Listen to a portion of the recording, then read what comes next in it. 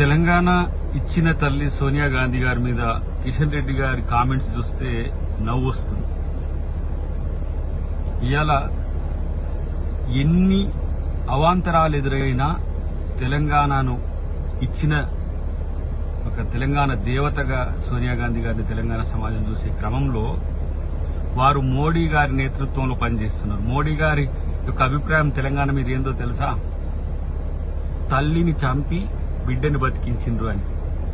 చీకట్లో తలుపులేసి ప్రజాస్వామ్యాన్ని అపహాస్యం చేసి తెలంగాణని ఇచ్చిందన్న మోదీ అమిత్ షా నేతృత్వంలో మీరు పనిచేయడం, ఇలా సోనియా గాంధీ గారిని అవమానించేటట్టుగా మాట్లాడడం సిగ్గుచేటు కిషన్ రెడ్డి గారు. అఫ్కోర్స్ ఆ రోజు మీరు జేఏసీలో మాతో కలిసి దీక్షలు చేసిండ్రు, పోరాటాలు చేసిండ్రు, కాదనలేము. కానీ మీరు రాజకీయాల కోసం లేదంటే ఇలా తెలంగాణలో మీ అస్తిత్వాన్ని నిలుపుకోవడం కోసం తెలంగాణ ఇచ్చిన తల్లిని, తెలంగాణ తల్లి సోనియా గాంధీని కించపరిచే విధంగా మాట్లాడడం, ఆమె ఏ హోదాలో తెలంగాణలో పాల్గొంటుందనడం అనేది నిజంగా ఒక రకంగా మీకే అవమానకరం. సోనియా గాంధీ గారి మీద మీరు చేసిన కామెంట్స్ ఇది బీజేపీ సంస్కృతి సాంప్రదాయాలకు మహిళలకిచ్చే గౌరవం ఎట్లుంటుందో ఒక నిదర్శనం.